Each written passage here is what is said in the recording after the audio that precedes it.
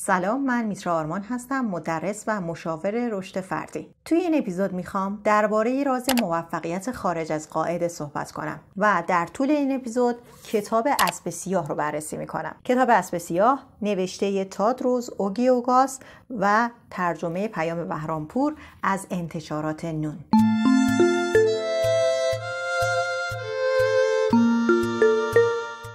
اسب سیاه یعنی چی؟ توی رقابت اسب دوانی چند تا اسب شرکت میکنن. بیشتریشون هم اسب‌های سفید پروار و خوش‌هیکلی بودن که همه روشون شرط می‌بستن چون میدونستن اونها برنده میدونن. اما یه اسب سیاه میاد و همه اسب‌های سفید خوش‌هیکل رو پشت سر میذاره و در نهایت برنده رقابت میشه. منظور از اسب سیاه توی این کتاب کسیه که هیچ کدوم از شرایط برد رو نداره ولی توی مسیر شگفت‌انگیز قرار میگیره و کم کم به دستاوردهای بزرگی میرسه. اسب سیاه کسیه که هیچ کس روش شرط نمیبنده و به عنوان یه لوزر شناخته میشه. اما قدم‌های صبورانه اون یه روزی دیده میشه و به نتیجه میرسه. وقتی برنده شدنشون رو میبینیم واقعا شگفت زده میشیم. از یه دختر خانومی که دبیرستان رو ول میکنه و میره نظافتچی استبل میشه چه انتظاری دارین؟ کسی که پدر و مادرش رو از دست داده، شرایط تحصیلی خوبی نداشته، شغل خوبی نداره و توی 21 سالگی خودش هم مادر میشه، مسئولیت فرزندش هم به عهده داره. همین خانوم دعوت میشه به خونه یکی از دوستانش که خارج از شهر بوده و بهش دوربین شکاری میدن که بتونه ستاره‌های آسمون رو ببینه. از اون روز کنجکاو میشه که درباره آسمون، ستاره‌ها اطلاع جذب کنه. یعنی مدرکه براش مهم نبوده. اون پشنه، اون اشتیاقی که باعث میشده کارو شروع کنه مثل اینکه جرقش زده شده. برمیگرده خونه‌اش و توی گلخونه‌اش یه رصدخونه کوچیک درست میکنه. سالهای سال آسمون رو نگاه میکنه، مطالعه میکنه، بررسی میکنه و توی اتفاق عجیب و غریب یه سیاره‌ای کشف میکنه که 5 برابر بزرگتر از سیاره مشتریه. آخرین باری که یه ستاره شناس آماتور تونسته بود همچین کشفی بکنه به سال 1700، حدود 200 سال قبل برمیگشت. اسب سیاه مسیرش مستقیم نیست و دایره شایستگی خودشو مثل بقیه پیدا نمیکنه. کنجکاوه که راه‌ها رو با هم ترکیب کنه و راه مخصوص به خودشو بسازه. مخصوصا الان که دیگه دانشگاه رفتن به معنی متخصص شدن نیست. اگه کسی بخواد مکانیک بشه میره پیش مکانیک کارآموزی میکنه. کسی که میخواد نقاش بشه لزوما نباید دانشگاه هنر تهران نقاشی بخونه. میتونه از همین الان توی کلاس‌های مختلف شرکت کنه و تمرین بکنه تا به اون خواسته‌ای که داره برسه. الان چیزی که مهمه فردیت هر آدمه، برند شخصی هر آدمه. دیگه سری دوزی، شبیه هم بودن، کپی برابر اصل بودن معنی نمیده. داستان زندگی ما مهمه. از کجا شروع کردیم، چه مسیری رو پشت سر گذاشتیم، چطوری اون علایق خودمون رو پیدا کردیم و الان به کجا رسیدیم. از پای سیاه وقتی به خواستشون رسیدن احساس کامیابی نمی کنن. اونا در طول مسیر همین احساس رو دارن. اون احساس غرقگی و احساس فلو رو تجربه میکنن. کار با لذت که گذران زمان رو اصلا متوجه نمیشن. از اونجایی که اسب‌های سیاه مثل بقیه نیستن با موانع زیادی مواجه میشن. اولین مانعشون نهادهای استاندارد سازیه. جامعه، خانواده، مدرسه، دانشگاه همه سری استانداردهایی تعریف کردن که باید توی همون مسیر بریم جلو. بهمون گفتن توی این مسیر اگه از بقیه بیشتر تلاش کنیم، بهتر باشیم، حتما با موفقیت میرسیم. اما اسب سیاه پیش خودش میگه چرا باید روزی 12 ساعت درس بخونم؟ چرا باید توی کنکور شرکت کنم؟ چرا باید از یه مسیر مشخص و تعیین شده برم جلو؟ فرمول استاندارد سازی میگه مقصدتو انتخاب کن، سخت کار کن تا بهش برسی. غافل از اینکه همه چی تغییر کرده. ما حتی وقتی وارد سایت تماشای فیلم میشیم مناسب با شخصیت خودمون یه سری پیشنهاد فیلم دریافت میکنیم. این مسیر شخصی سازی شده. اگر من فیلم‌های کاراگاهی بیشتر دوست دارم، فیلم‌های کاراگاهی بیشتری به من نشون میده. وقتی وارد سایت فروشگاهی میشم 4 تا محصول رو سرچ میکنم، دفعه بعد میاد محصولاتی مشابه اونو بهم پیشنهاد میده. در صورتی که نهادهای استاندارد سازی هنوز مرغشون یه پا داره. میگن شما باید این تعداد سال تحصیلی رو برید جلو، این تعداد امتحان رو پشت سر بذارید، این کتاب ها رو بخونید، این مدرک ها رو دریافت کنید. این اتفاق توی محیط کارم میفته. اگه فیلم عصر جدید چارلی چاپلین رو دیده باشید، میبینید که بعد از یه مدت انجام کار تکراری مسخ اون کار میشه و توی سیستم چرخدنده های اون شرکت میره جلو. قدیما فکر میکردن ساخت یه ماشین خیلی هزینه داره و کارگر ارزونه، پس ماشین رو میذاشتن مرکز و کارگرها رو میچیدن دور این ماشین تا بتونن کارا رو انجام بدن و اونو تولید کنن. آدما نیروی کار کلیدی بودن. مهم این بود که تعداد آدما رو ببرن بالا. این تعداد که میرفت بالا یعنی ماشین بیشتری تولید میشد، سود بیشتری هم نصیب سرمایه دارا میشد. توی جوامع توسعه نیافته هنوز که هنوزه تعداد آدما مهمه. کمیت مهمه، اون کیفیت کار ارزش نداره. ما هم توی این سیستم گیر کردیم. رفتیم مدرسه، تعداد سال مشخصی درس خوندیم، بعد حالا کار کردیم، دانشگاه رفتیم. الان تعداد دانشگاه ها زیاده، تعداد آموزشگاه ها زیاده، ولی چیزی که اهمیت داره آیا ما تونستیم بعد از پایان این تحصیلات، این مدرک ها، دایره شایستگی خودمون رو پیدا کنیم، بفهمیم برای چه کاری ساخته شدیم، کدوم کارا رو بهتر میتونیم انجام بدیم. آیا این سیستم تونست توی انتخاب دایره شایستگیمون به ما کمک کنه؟ اسب سیاه میدونه تو این قالب استاندارد سازی جایی نداره. چیزایی که بهش تحمیل میکنن و دوست نداره. اسب سیاه مسیر خاص خودشو میسازه و اول راه به این فکر نمیکنه که چقدر موفق میشم، چقدر پول در میارم. از مسیرش لذت میبره. اما هر کی از راه میرسه میخواد اونو با زور بندازه توی راهی که همه میرن. درس، تحصیل، دانشگاه، شغل، پول بیشتر، تحصیلات بیشتر، کار بیشتر.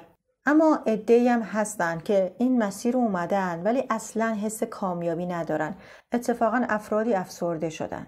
سخت‌ترین قسمت توی مسیر پیدا کردن دایره شایستگی ما این نیست که ایده های جدید رو امتحان کنیم، طرز فکر جدید داشته باشیم، بلکه سخت‌ترین قسمتش اینه که افکار سنتی و تعصب و اون طرز فکر پوسیده و قدیمی رو دور بریزیم. توی این کتاب درباره 4 عنصر اصلی طرز فکر یک اسب سیاه صحبت شده. عنصر اول، خرد انگیزه هامون رو بشناسیم.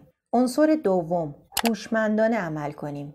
عنصر سوم، استراتژی هامون رو بشناسیم. عنصر چهارم، به مقصد بی‌اعتنا باشیم. اگه تا اینجای اپیزود براتون مفید بوده لطفاً این اپیزود رو لایک کنید تا افراد بیشتری همراه ما بشن. بریم سراغ اولین عنصر، خرد انگیزه ها. خرد انگیزه ها همون احساسات درونی ما هستن که باید بالاخره اینجا باهاشون مواجه بشیم. اینا سیگنال های اصلی مسیر رو بهمون نشون میدن. چیزایی که درونمون وجود داره. مثلا میشه فهمید که حوصله چه چیزایی ها نداریم، یا اینکه میخوایم جای چه کسایی زندگی کنیم، کیا الگوی ما هستن، به کیا حسودی میکنیم. این حس حسادت اینجا اصلا عنصر منفی نیست، بلکه یک راهنماه. کمک میکنه خرد انگیزه هامون رو بشناسیم. مهم اینه که پیدا کنید چه چیزی باعث میشه شما از سر جاتون بلند شین و اقدام کنید، نه اینکه دیگران چه معیاری رو برای زندگی شما در نظر گرفتن. من وقتی میخواستم از رشته آمار انصراف بدم و برم هنر بخونم با مقاومت‌های عجیب و غریبی مواجه شدم. راستش خیلی طول نکشید که بفهمم آدمی نیستم که مناسب رشته آمار باشم. بنابراین از دانشگاه برگشتم و با خانواده مشورت کردم. گفتم نمیتونم این راهو ادامه بدم، میخوام انصراف بدم. اما با من موافقت نکردن. میترسیدن که برم رشته هنر، شغلی پیدا نکنم و بدبخت بشم. و تنها توصیهشون این بود که تا فوق دیپلم ادامه بده، بعد هر کاری دوست داری بکن. چون این مدرک فوق دیپلم کمک میکنه تو توی بازار کار یه شغل حداقلی پیدا کنی. فاصله من تا فوق دیپلم آمار خیلی زیاد بود. چون ساعتها اصلا نمیگذشت. امتحانامو پاس نمیکردم. حرفای استادا رو نمیفهمیدم. توی ترم‌های دانشگاه مشروط می‌شدم و 3 سال طول کشید تا اون تعداد واحد مشخص رو برای فوق دیپلم بگذرونم. یادم اون روز آخر که قرار بود انصراف بدم، همه چی رو امضا کنم و تموم شه، رفتم پیش روانشناس دانشگاه باهاش صحبت کردم. گفتم شرایط اینه، شما چه توصیه‌هایی به من می‌کنید؟ روانشناس هم فقط 1 جلسه منو دیده بود و با توجه به اون صحبت‌هایی که داشتیم گفت نه این کار رو نکن. اما من از اتاق ایشون اومدم بیرون و رفتم انصراف دادم. چون من تحقیق خودم رو انجام داده بودم. سالهای سال هی از خودم پرسیده بودم آیا این رشته رو میخوای نمیخوای و این خیلی تکرار شده بود. من میدونستم جای درستم کجاست. به این شهود رسیده بودم. اون روانشناسم کار غیر حرفه‌ای انجام داد. توی یک جلسه با توجه به صحبت‌هایی که من داشتم اون نتیجه گیری رو کرد. و بعدها متوجه شدم که بنا به منفعت دانشگاه داره نظر میده.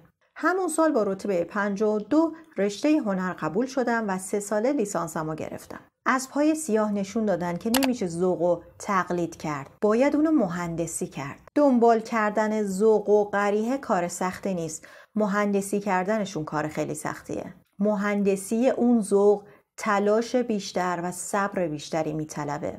الان 9 ساله که از رشته هنر فارغ التحصیل شدم. از تصمیمی که گرفتم خیلی راضیم. شغل پیدا کردم و 7 سالم هست که به عنوان معلم هنر دارم درس میدم. با مجموعه‌های مختلفم همکاری کردم. بعد از یه مدتی متوجه شدم که صرفاً مهارت نمیتونه به هنرجوهام کمک کنه و برای اینکه معلم بهتری باشم نیاز مهارت‌های رشد و توسعه فردی هم یاد بگیرم. شروع کردم به کلاس رفتن، دوره دیدن و کتاب خوندن. بعد برای یه عده سوال پیش اومد. تو که میخوای توی حوزه رشد فردی کار کنی دیگه از هنر خسته شدی؟ دیگه هنر رو دوست نداری؟ همون اتفاقا هی داشت برای من مرور میشد. حتی یادم اومد اون استاد خشن و خوشی که توی رشته آمار داشتم بارها برخوردهای بدی با من داشت. وقتی که هنر قبول شدم برگشت بهم گفت که میترا من میدونستم توی این رشته موفق میشیم. وقتی میدونم بعد از این که به یه دستاورد کوچیکم برسم شما نظرتون برمیگرده، چرا باید برای نظر افرادی که برای من هیچ اهمیتی قائل نمیشن احترام قائل باشم؟